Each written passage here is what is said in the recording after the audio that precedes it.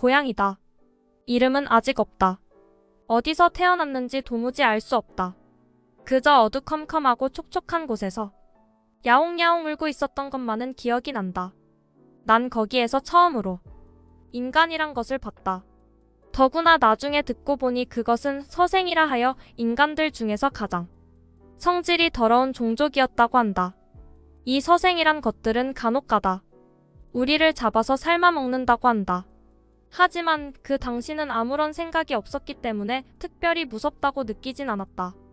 그저 그 사람의 손바닥이 얹혀서 쓱 하고 위로 들어 올려졌을 때 뭔가 둥실 떠오르는 느낌이 있었을 뿐이다.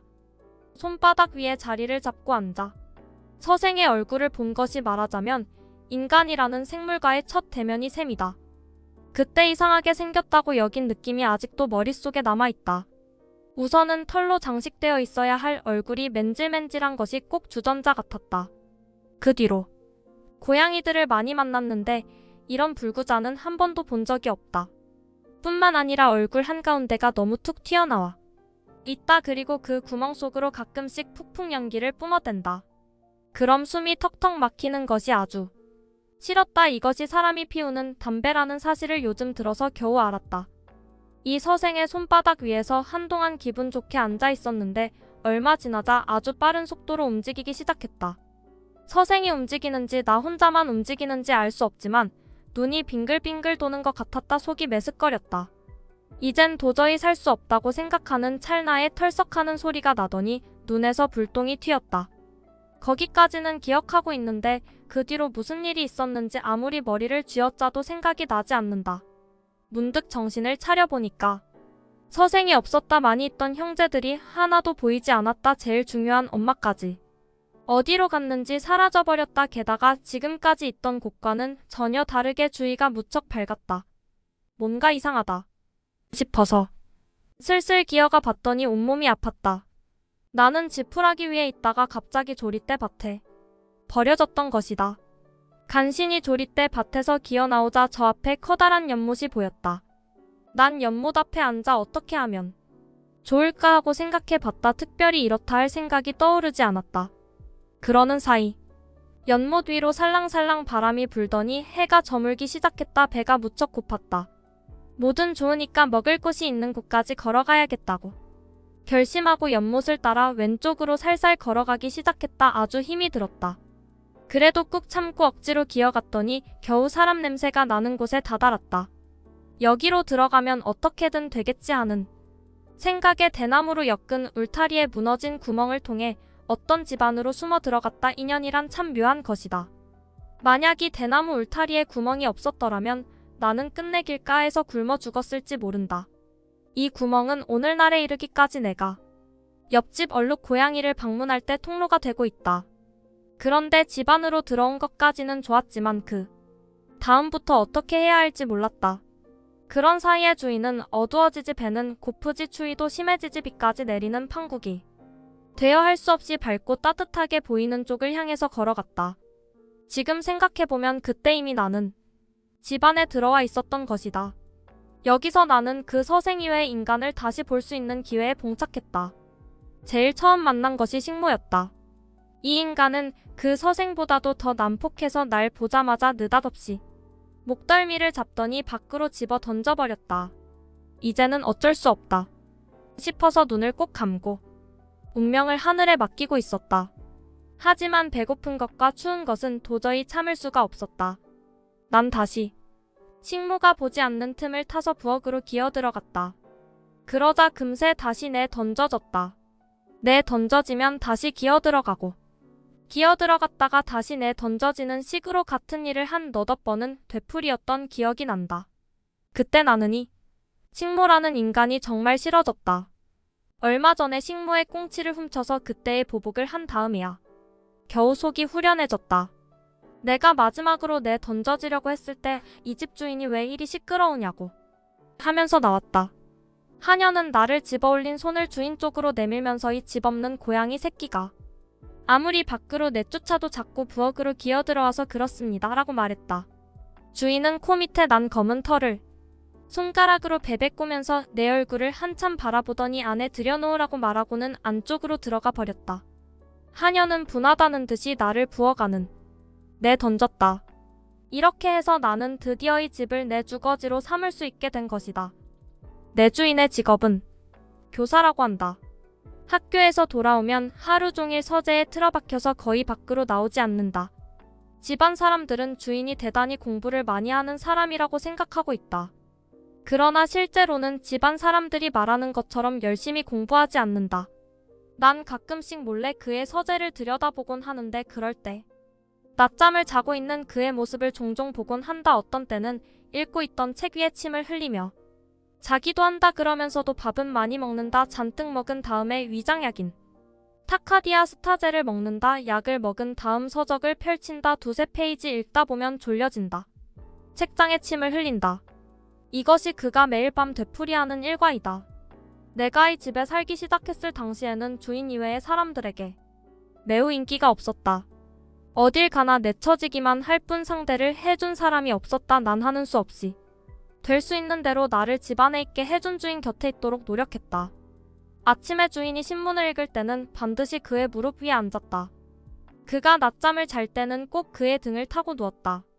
굳이 주인을 좋아해서 그랬던 것이 아니라 달리 나를 보살펴줄 사람이 없었기 때문에 할 수 없이 그렇게 했던 것이다. 그 후로는 다양한 경험을 하고 나서 아침에는 밥통 위에서, 밤에는 곧 다치 위에서, 날씨가 좋은 날 낮에는 텐마루에서 자게 되었다. 하지만 제일 기분이 좋을 때는 밤이 된 다음이 집 아이들 잠자리에 기어들어가서 같이 잘 때이다. 이 집 아이들은 5살과 3살인데 밤이 되면 둘이 같은 방에서 한 이불을 덮고 잔다. 난 항상 그 아이들 사이에 내가 들어갈 만한 틈을 발견해 간신히 파고들곤 하는데 재수없게 아이들 중 하나가 깨기라도 하면 큰 소등이 벌어진다. 아이들은 특히 작은 아이 쪽이 더 문제다. 고양이가 왔다고 하며 큰 소리로 울부짖기 시작한 것이다. 그러면 그 신경성 위약 증세를 가진 주인은 옆방에서 뛰어나온다. 실제로 얼마 전에는 주인이 자로 내 엉덩이를 몹시 때리기도 했다. 난 인간과 동거하면서 그들을 관찰하면 할수록 그들이 매우 방자한 존재라고 단언하지 않을 수 없게 되었다. 특히 내가 종종 한 이불 속에서 같이 자는 아이들을 보자면 이루 말할 수 없이 제멋대로다. 자기들 마음 내키는 대로 나를 거꾸로 들어올리기도 하고 머리에 자루를 뒤집어 씌우기도 하고 내 던지기도 하고 아궁이 속에 억지로 집어넣기도 한다.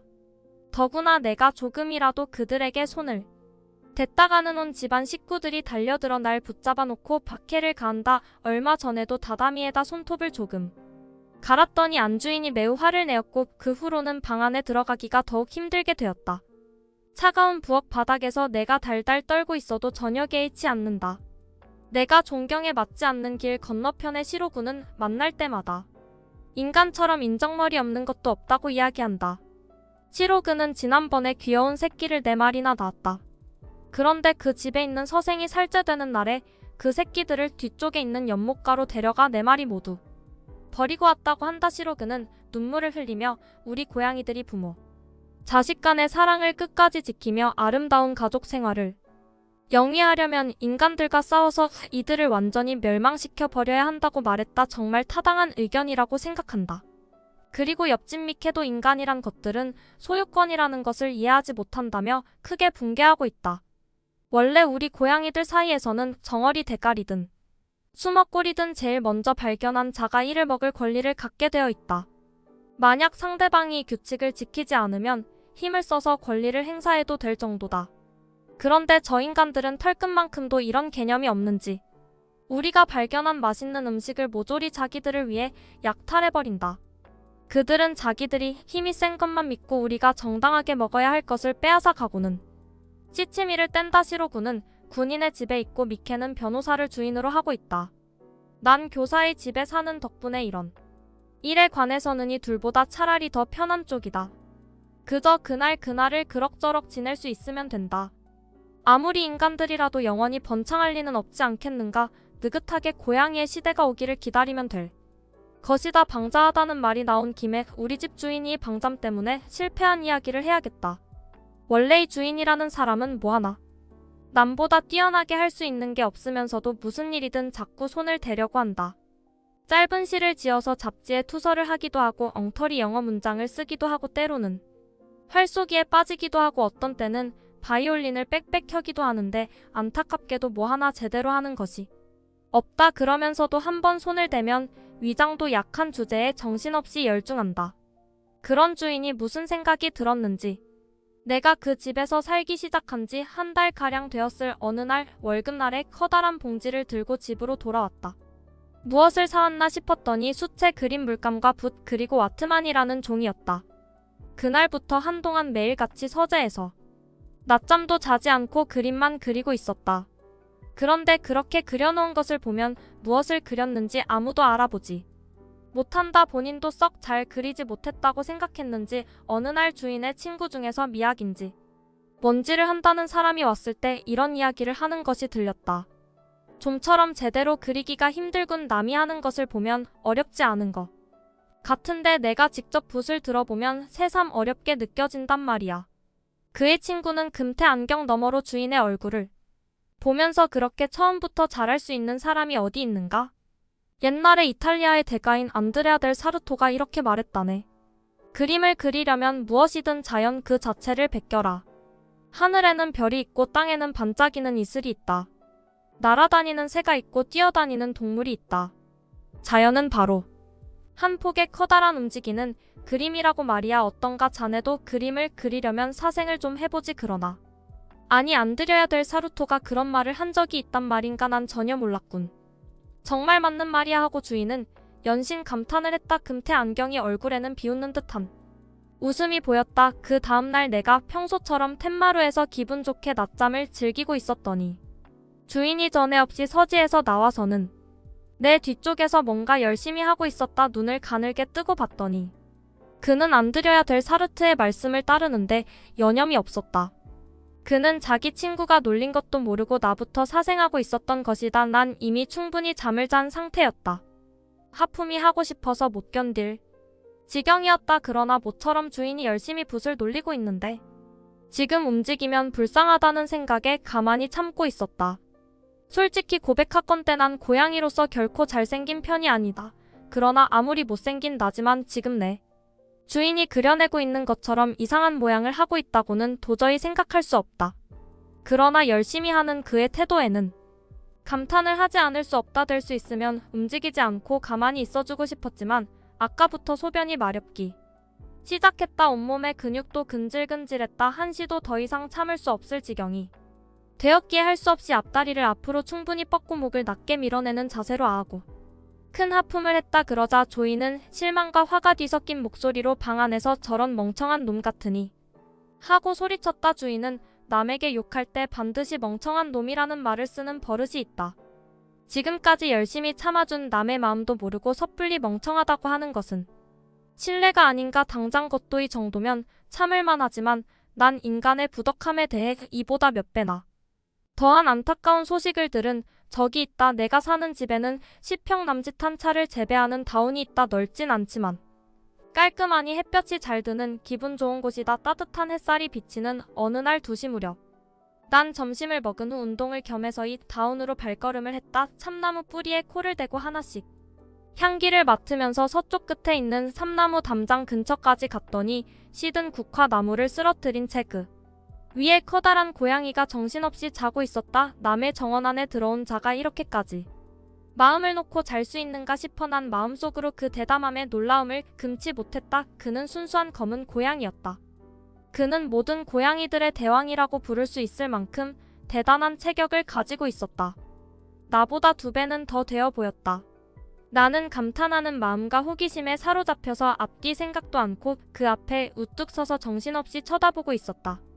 대왕은 둥그로 눈을 번쩍 떴다. 양쪽 눈 안쪽에서 쏘는 듯한 빛을 나의 왜소한 이마 위로 모으더니 넌 도대체 뭐냐고 물었다. 대왕치고는 말씨가 다소 험하다고 생각했지만 그 목소리에는 개들도 납작하게 할 만한 힘이 밑바닥에 깔려 있었기 때문에 난 상당히 겁을 먹었다. 하지만 인사를 하지 않으면 더욱 험악해지겠기에 난 고양이다 이름은 아직 없다라고 되도록 당당히 대답했다. 그는 아주 경멸하는 듯한 말투로 뭐야 고양이라고 고양이가 두고 웃겠다.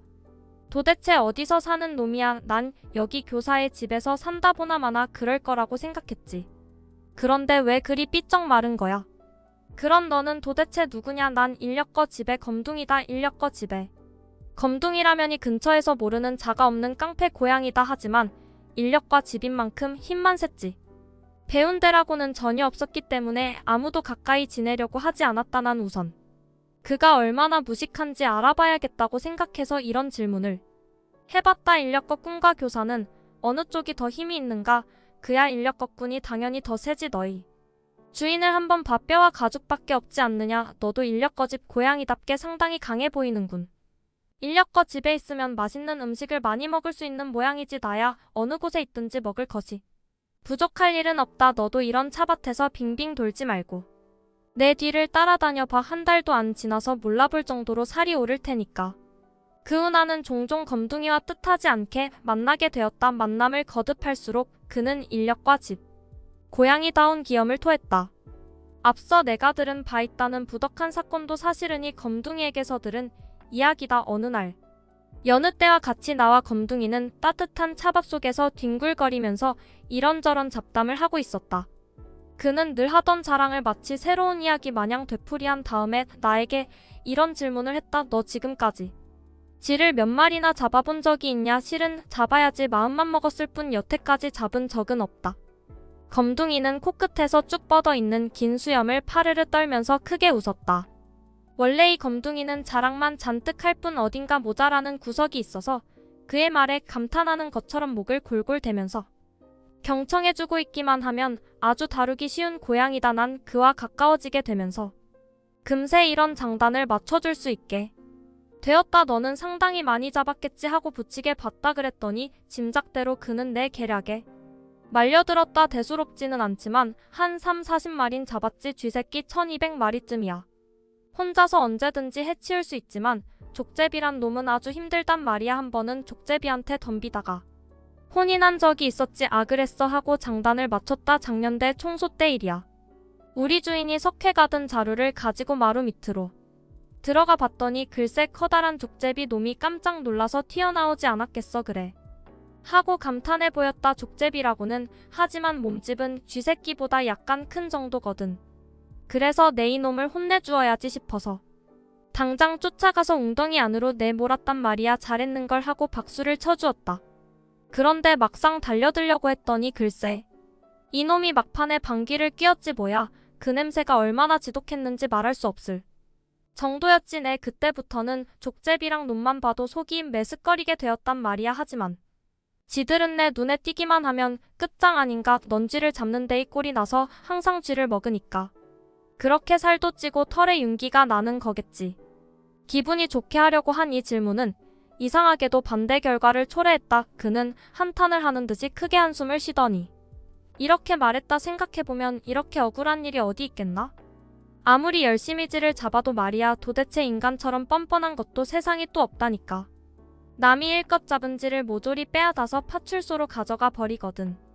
파출소에서는 그때마다 오전씩 준단 말이야. 우리 주인은 나 덕분에 벌써 이런 50전 정도는 벌었을 텐데 나에게는 변변한 먹을 것 하나 준 적이 없다고. 그러니 인간들이라는 것들은 거울 좋은 도둑이 아니냔 말이야. 나는 좀 거북스러워져서 그 자리를 적당히 얼버무리고 집으로 돌아왔다. 그때부터 나는 절대로 쥐를 잡지 않겠다고 결심했다. 지난번에 금태 안경미 학자가 오랜만에 주인을 찾아왔다. 그는 자리에 앉더니 거두절미하고 고륨은 좀 어떤가 하고 물었다. 주인은 아무렇지도 않은 표정으로 자네 중고를 따라서 사생을 열심히 하고 있는데 역시 사생을 했더니 지금까지 알지 못했던 사물의 형태나 색깔의 섬세한 변화 같은 것을 잘 알 수 있게 되었다네. 역시 안드레아 델 사르토의 말이 옳아. 미학자는 웃으면서 사실은 그게 모두 엉터리일세 하고 머리를 긁적이었다. 뭐가? 주인은 아직도 놀림을 당한 것을 알아차리지 못했다. 안드레아 델 서로도 말이야. 그건 내가 그냥 만들어낸 이야기란 말일세. 난 자네가 그렇게 고지고 때로 믿을 줄은 꿈에도 생각지 못했단 말이야. 하고 좋아서 어쩔 줄을 모르는 듯이 웃었다. 하지만 농담은 농담이라 해도 그림이라는 것이 사실 어렵기는 어렵단 말이지. 레오나르도 다빈치는 제자한테 사원의 벽에 있는 얼룩을 베끼라고 가르친 적이 있다고 하네. 닭이야 변소에 들어가서 빗물이 새는 벽을 하염없이 쳐다보고 있으면 그것이 참 묘하게 그럴듯한 초상화로 보인단 말이야. 자네도 한번 그런 모양을 사생해보지. 그러나 꽤 괜찮은 물건이 될지도 모르니 말일세. 또 속이려고 하니 이건 참말일세. 사실 굉장한 말이 아닌가. 다빈치 정도의 천재나 할 법한 말이지 하기야 굉장하긴 하지. 하고 주인은 벌써 반쯤 손을 들었다. 인력 거짓 검둥이는 그 후에 절름발이가 되었다.